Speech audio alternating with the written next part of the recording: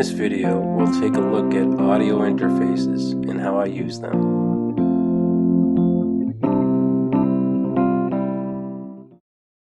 These are the two audio interfaces that I will be using in this video. The Focusrite Scarlett 2i4 on top and the Focusrite Scarlett 18i20 on the bottom. I will also be using a MacBook Pro. The most used features on the audio interface are the inputs and the outputs. For this audio interface, you can see the two inputs on the left. It can receive either a 1/4-inch cable for use for guitars and basses, etc., or a 3-pin XLR cable, which are commonly used with microphones. The outputs are located in the back of this audio interface. I usually use the two on the far right. I'll plug each one into a speaker monitor. I connect to two Thump 15A monitor speakers and connect to them in the back like this. The Scarlett 18i20 has many more options, including two inputs on the front and many more in the back. It also has 10 outputs on the back that you can utilize as well. Now that I'm ready to use my audio interface, I'll plug in the speaker monitors to the output jacks in the back, like this.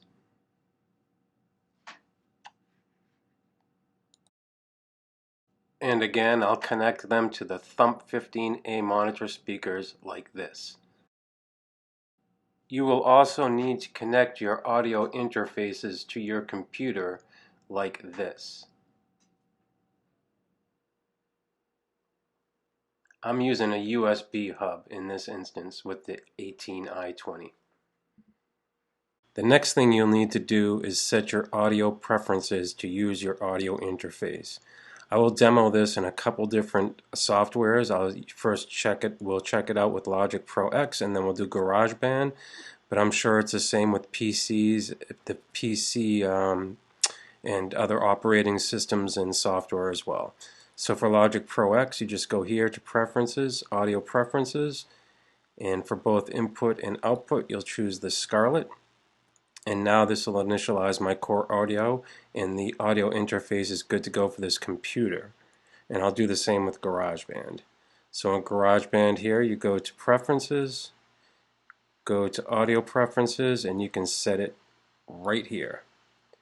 And now your core audio has been installed, and you're good to go to use your audio interface with GarageBand as well, but it's good to go for your computer as well.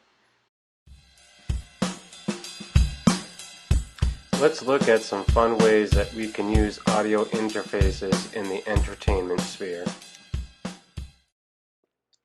Due to COVID this year, we had our Halloween party outside, and I was able to use my audio interface in some creative ways for entertainment.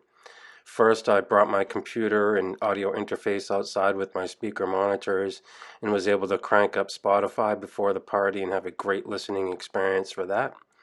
Then we hung a sheet and we got a projector which we connected to the camera, and we loaded up Amazon Prime and we watched a Halloween movie on a bed sheet outside around a fire. And it sounded great through the monitor. You sound like you're right at the movies, and it was a great experience for the party. I would highly suggest it. And you can do this with Netflix, Amazon Prime, YouTube. Like we put on a concert after and watched it outside after that. So you can be pretty creative. These are some examples of how I would use the audio interface. As you can see here, I have a guitar, a mic, and a bass hooked up into inputs. The bass is actually hooked up in the back. You'll see it in a second. But these are typical ways that you'd set up the inputs. And from this shot, you can see both the 3-point XLR cable to the left there for the microphone, and the more common 1/4-inch cable there for the guitar on the right. Those knobs to the right are handy for adjusting the levels of the different instruments to make sure that the levels aren't too high going into the software that you're using. And in the back you see the final input or the third input for the bass. To the left of that are the two outputs to the monitor speakers. To the left of that is a MIDI input. I put that there as an example of how you might input some drums or another MIDI instrument. And to the left of that is the USB cable that goes off and connects to the computer. Now let's take a look at the software I use with my audio interfaces, Logic Pro X. The link between your software tracks and your audio interface are located in this track right here, which is called the inspector track, and you can activate that by clicking this button and turning it off by clicking it again. And the key thing is right here is this is the input. So you saw previously I've got a vocal or microphone, my guitar, my bass, and then in the back that MIDI connection was to the drums.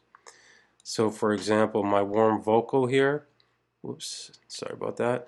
My warm vocal here is connected to input 1. The guitar is connected to input 2. The bass is connected to input 3. And because we're connected to the MIDI with the drums, there's no configuration for the input. Now if you wanted to change your input, you can simply click right here, go down to the input selection here, and then change it over to the right here. This final point is a great trick to have up your sleeve.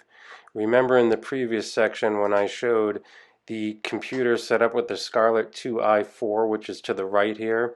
It's a smaller setup, but imagine a scenario where you're playing with a duet and they actually have a different operating system computer or PC, and they've refined their sound and they want to get together and jam with your band, and they're set up and set and running with the Scarlett 2i4, but we can't plug into theirs because there's not enough ports, and they don't want to plug into ours because they have their sound on their PC.